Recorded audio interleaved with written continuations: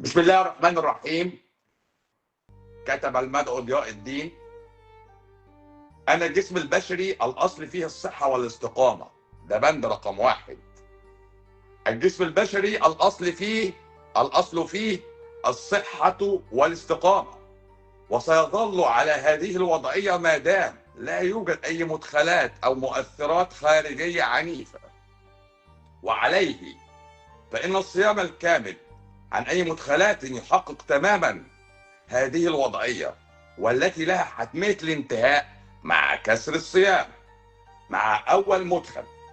لو قدرت تستمر على هذه الحالة فأنت في حالة الجسد الذي لا يمرض.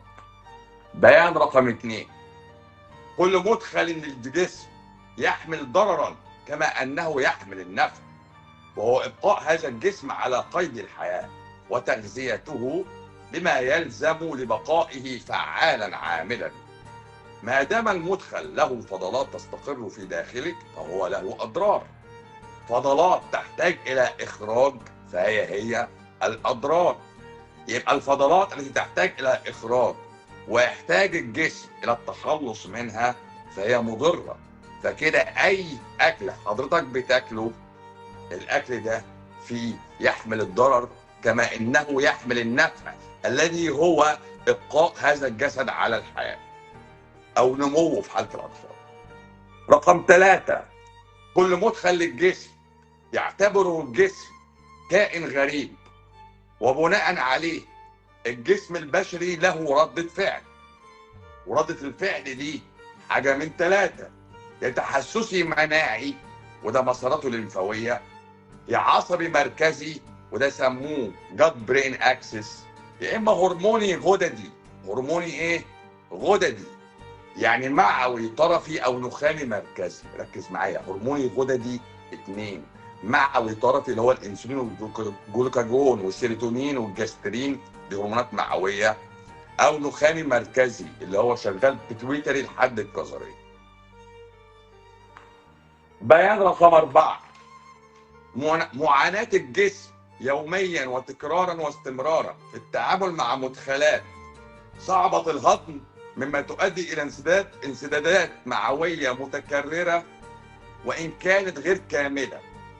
ادي أول حاجة، مدخلات صعبة الهضم وانسدادات معوية متكررة وإن كانت غير كاملة، أو مخلفات مضرة من هضم غير كامل، أو مدخلات تحمل مثيرات للجهاز العصبي والجهاز الهرموني والجهاز المناعي التحسسي، أو مدخلات تحمل السموم الصريحة، بقايا مضادات حيوية، بقايا مخصبات ومنشطات وكيماويات وأسمدة نيتروجينية، بقايا مبيدات حشرية اللي بنسميها إيه؟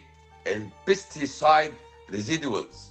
يبقى إيه؟ يبقى معاناة الجسم في التعامل يوميا مع هذه المدخلات صعبة الهضم، مما تسبب انسدادات معوية متكررة وإن كانت غير كاملة، مخلفات مضرة من عملية هضم غير كاملة، مثيرات لجهازك العصبي الهرموني المناعي التحسسي 3، أو سموم صريحة زي بقايا المضادات الحيوية، بقايا المخصبات والمنشطات والملونات والكيماويات والأسمدة، بقايا المبيدات الحشرية. بيان رقم 5: تمثل هذه المعاناة في ضغط مستمر على جسم يقاوم باستمرار، فهذا يؤدي إلى أعراض جسدية ونفسية متواترة مترابطة الحدوث مع تباعد العلاقة، مما أدى إلى تسميتها بالمتلازمات. وتباعد السببية في هذه العلاقات أدى إلى عدم وضبابية التشخيص. تزيد المعاناة لتحول هذه الأعراض وانجرافها نتيجة التفاعل بين المواد الكيميائية المدخلة من سموم مدخلة إلى جانب مدخلات الدواء المصاحبة.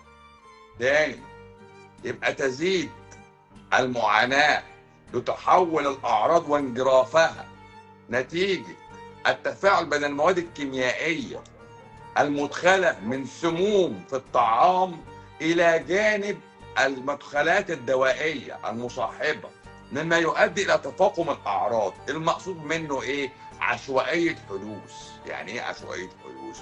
يعني انت عندك تسمم من حاجه وخدت دواء لعرض اصلا انت ما بتشتكيش منه، فالدواء الضغط النبلت مع دواء مع التسمم عملوا رياكشن، دراج انتر اكشن، وانت قاعد في البلال، مما يؤدي الى تفاقم الاعراض واختلاط اعراض وامراض تتوافق مع في مجموعات. يعني دي مجموعه بقى ايه؟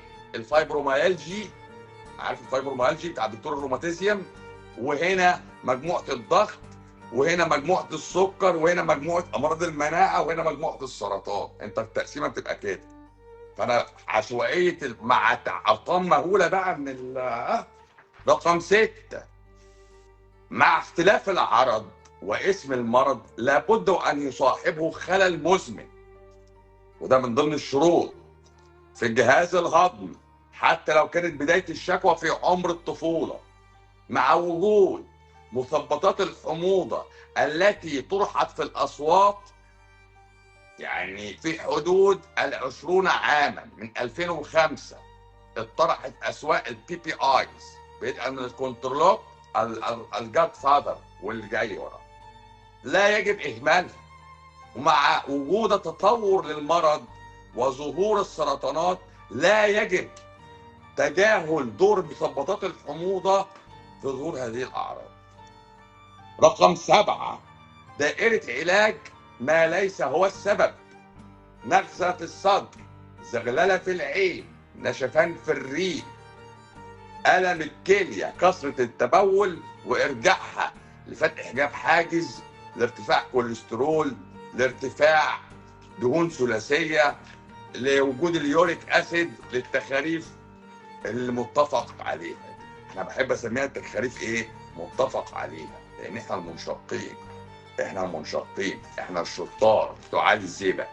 بقى رقم 8، تغير الشواهد التحليليه اللي هي الكلينيكال لابوراتوري والانفستيجيشنز، اللابس اللابوراتوري.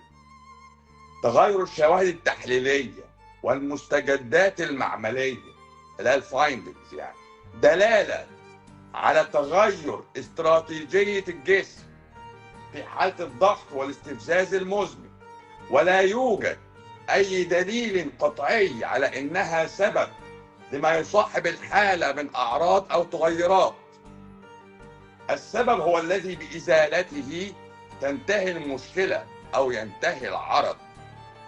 يبقى تاني، يبقى تغير الشواهد التحليلية والمستجدات المعملية زي ارتفاع السكر أو اليوريا أو الكرياتينين أو اليوريك أسيد دلالة على تغيير استراتيجية الجسم في حالة الضغط والاستفزاز المزمن، ولا يوجد أي دليل قطعي على إنها سبب لما يصاحب الحالة من أعراض أو تغيرات.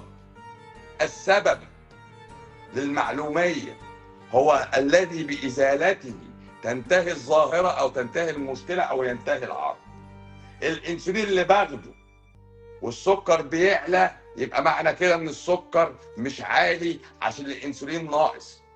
تاني، يبقى الانسولين اللي باخده عشان اوطي السكر والسكر ما بيوطاش بيعلى، يبقى السكر ما كانش عالي عشان الانسولين واطي. نقطة. الانسولين اللي بديه وبيوطي السكر وما يحسنش الانتصاب، يبقى السكر مش هو سبب الارتخاء. الارتجاع بتاع فتح الحجاب الحاجز، ادي الفتح اتعالج والارتجاع زي ما هو. الارتجاع بسبب الجرثومه، ادي الجرثومه خدنا الدواء والارتجاع زي ما هو. رقم 9، الاستدلال بالشواهد المعمليه زي السكر والاسيتون، الاتش دي ال والال دي ال، اليوريا والكرياتينين، المعادن والسوائل المعدنيه الموصله للكهرباء للالكترولايتس، صوديوم وبوتاسيوم وكلورايد، وربطه بطبيعه الاكل المباشره سطحيه وخاصه وخاطئه بالكليه. يعني إيه؟ نرجع تاني رقم 9، الاستدلال بالشواهد المعمليه زي السكر والاسيتون والاتش دي ال والال دي ال واليوريا والكرياتينين والمعادن والسوائل المعدنيه وربط طبيعه الاكل طبيعه، كلام غلط خاطئ 100%. ليه؟ لان هذه الشواهد تتساوى في كل انواع الثدييات الكائنات البياضة صاحبة الكبد. يعني التمساح عنده كبدة والفرخة عندها كبدة، والثدييات البقرة اللي بتاكل عشب والنمر اللي بياكل لحمة وبيشرب دم، كل دول عندهم سكر واسيتون واتش دي ال وال دي ال ويوريا وكرياتينين، حتى الفار. يبقى الثدييات والبياضات اللي هي بتبيض الطيور والفراخ والتمساح اللي عنده كبد لازم يكون عنده اللي قلته اتش دي ال ال دي ال اسيتون وسكر يوريا وكريات. هو طبيعه ربنا خلقه كده، الكبد يصنع الحاجات دي، الكبد يصنع الحاجات دي. يبقى كل اكلات العشب واكلات اللحوم واكلات الاثنين كل ما هو ذات كبد، الحمامه والفرخه والتمساح كل دول عندهم اسيتون وعندهم يوريا وعندهم كرياتينين وعندهم سكر. خلاص. والقرد بالمناسبه عشان احب القرد قوي، ارتفاع وانخفاض هذه القيم عن معدلات وجودها المعتاده له علاقه اصيله بتغير حاله الجسم تفاعلا عصبيا هرمونيا مناعيا تحسسيا مهما كانت نوعيه المدخلات. يبقى معنى كده ان مش اكل فيه سكر فعلى السكر، اكل فيه بروتين فعلى اليوريك اسيد. غلط، غلط، كلام غلط. ارتفاع وانخفاض هذه القيم الاستدلاليه عن معدلات رصدها المعتاده علاقته الاصيله بتغير حاله الجسم تفاعلا عصبيا هرمونيا او مناعيا تحسسيا مهما كانت نوعيه المدخلات. يبقى معنى كده ان انا ككائن بطه برجل بطه اتساوى انا والنمر اكل اللحم واشارب الدم.